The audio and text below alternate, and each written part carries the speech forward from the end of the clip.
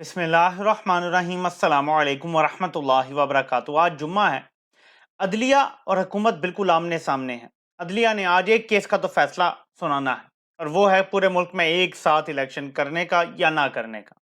उसके बाद next step क्या होगा, अपना 14 मई को इलेक्शन करवाने वाला फैसला इंप्लीमेंट करवाना है। जुम्मे वाले दिन फिलहाल तो एक केस लगा हुआ है, लेकिन इससे कनेक्टेड अगली चीज भी है। जब ये ठिकाने लग जाएगा तो अगली भी प्रोसीडिंग स्टार्ट होंगी। आज ही होंगी या मंडे को होंगी, ये हमें पता चल जाएगा अगले चंद घंटों में। लेकिन मैं आपको आज दिखाना चाहता हूं जो अरशद शरीफ का केस दबाने की कोशिश की जा रही है, उनकी अहलिया ने क्या बयान दिया था। मेरा नाम सोमिया अरशद है, मैं शहीद अरशद शरीफ की बीवी हूं।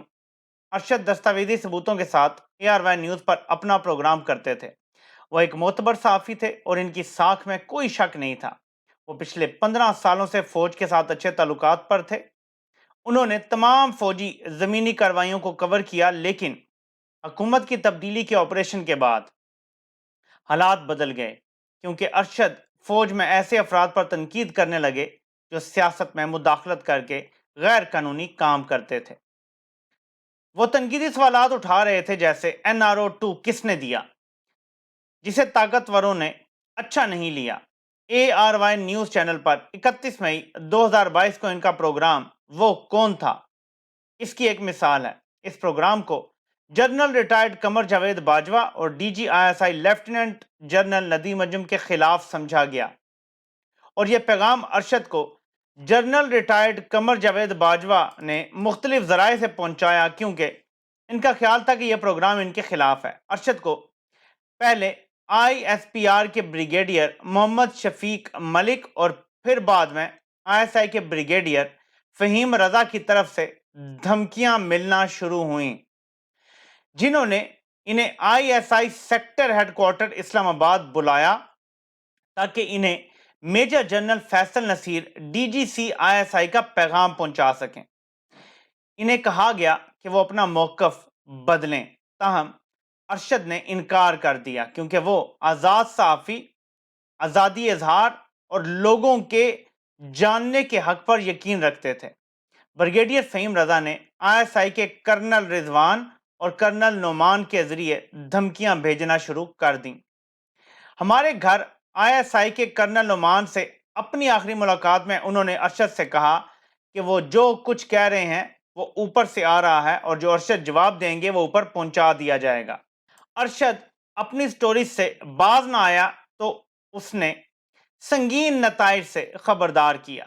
जनरल बाजवा चाहते थे कि अरशद इन प्रोग्रामों यानी जो तहकीकाती स्टोरीज वो कर रहे थे उनको रोक दें, और ये पैगाम मुख्तलिफ जराए से अरशद तक बाजवा ने पहुंचाया। सूरत हाल इस कदर संगीन थी कि अरशद को मुख्तलिफ मोतबर और काबिल एतमाद जराए से मालूम हुआ कि रावलपिंडी के एक इंटेलिजेंस अफसर को अरशद को कत्ल करने की हिदायत भेजी गई, लेकिन वो अफसर हुक्म पर अमल दरामद करने पर आमादा ना हुआ। एक ऐसा अफसर अरशद शरीफ को जिसको मारने का टास्क दिया था, उसने इनकार कर दिया ये काम करने से। ये अरशद शरीफ की अहलिया ने बयान दिया है, ये मैं आपको वो पढ़ के सुना रहा हूँ।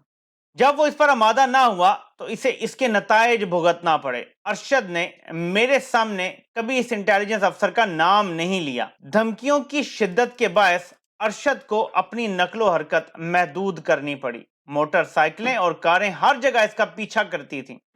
वो अरशद और इसके घर वालों को हरासा करते और डराने के लिए कभी घर की घंटी भी बजाते, तंग करने के लिए। इनके खिलाफ वफाकी दारुल हुकूमत इस्लामाबाद समेत पाकिस्तान के मुख्तलिफ सूबों में बगावत और गद्दारी के झूठे और घटिया इल्जामात पर 16 FIR दर्ज कराई गई, जिनमें वफाकी और सूबाई हुकूमतों की मिली भगत से इन्हें गिरफ्तार करके तशद्दुद का निशाना बनाया जाना ही टारगेट था। मज़कूरा धमकियों के बाद अरशद ने मुख्तलिफ इदारों को खतूत लिखे, जिनमें मोअज़्ज़ज़ chief of army staff Pakistan DG ISI, सदर पाकिस्तान, वजीर दाखिला, वजीर दिफा, DG IB, IG इस्लामाबाद वगैरह शामिल थे।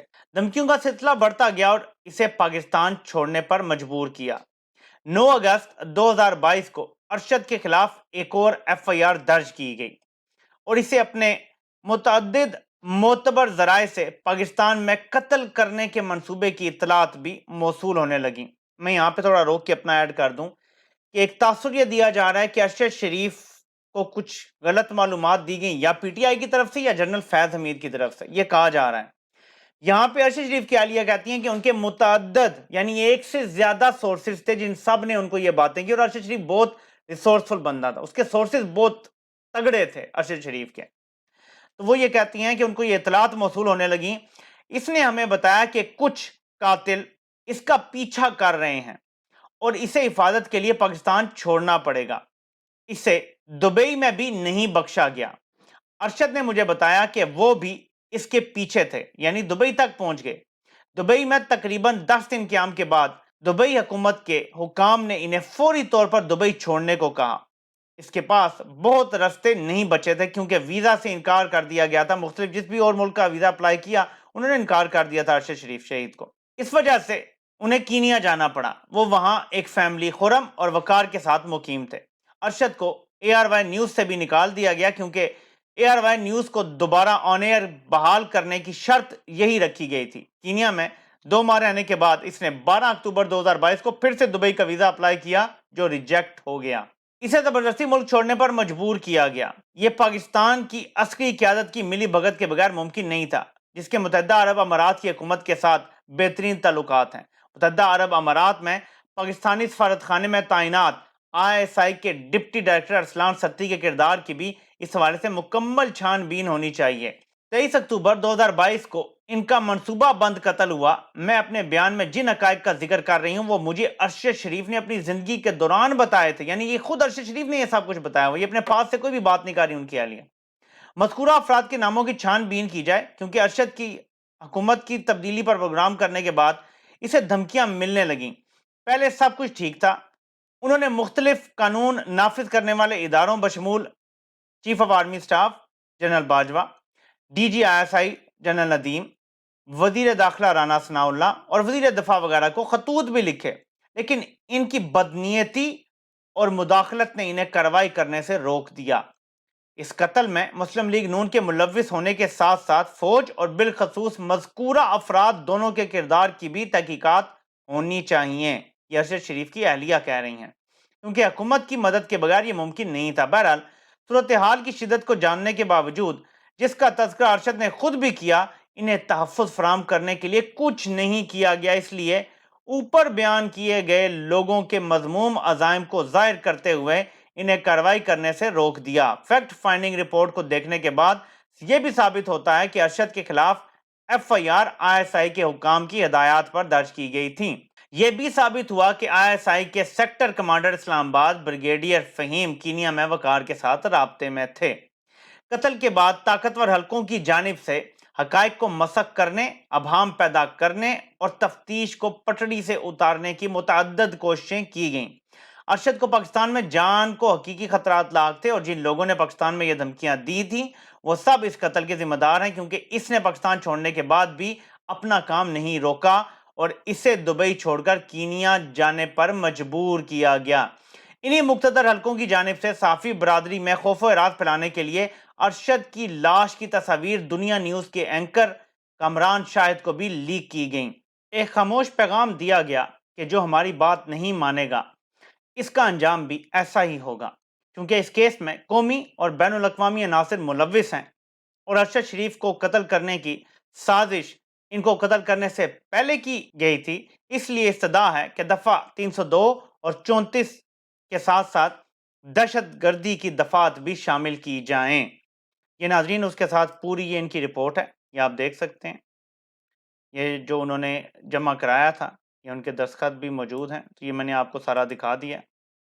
یہ بڑا امپورٹنٹ ہے، اس کو میں نے ریکارڈ کا حصہ بنایا ہے اور میں لنک بھی ڈال دوں گا اس ویب سائٹ پہ بھی، جا کے آپ یہ خود بے شک بک مارکس کر لیں، اور یہ آپ سب کے پاس ریکارڈ ہونا چاہیے، کیونکہ اس میں تمام وہ لوگ جو اس میں شامل ہیں جو ارشد شریف کو دھمکیاں دیتے رہے، جنہوں نے ایف آئی آرز کی، فیملی کو پتہ ہے، فیملی سے زیادہ کسی کو نہیں پتا، کیونکہ ارشد شریف ہر بات فیملی کو بتاتے تھے۔ تو یہ فرض ہے ہم سب کا، ارشد شریف کے کیس پہ ہم ان کو مٹی ڈالنے نہیں دیں گے، بلکہ اس کو انشاءاللہ زندہ رکھیں گے جب تک ہم زندہ ہیں۔ ہمیں مار دیں گے تو اور ہماری جگہ لیں گے، لیکن یہ چلتے رہنا چاہیے اور انصاف ہونا چاہیے۔ الیکشن ہونے ہیں یا نہیں ہونے، نون لیگ لڑنے کے لیے تیار ہے، نہ اہلیوں کے لیے بھی تیار ہے، کیونکہ ان کو قاضی کا پورا بھروسہ ہے، قاضی کی طرف سے تسلی ہے ابھی کے کیس تو چھوڑیں، 10 سال پرانے بھی کسی کے کیس ہے نا، اس میں بھی قاضی اسے 1 سال کے اندر سب کو کلین چٹ دے جائے گا۔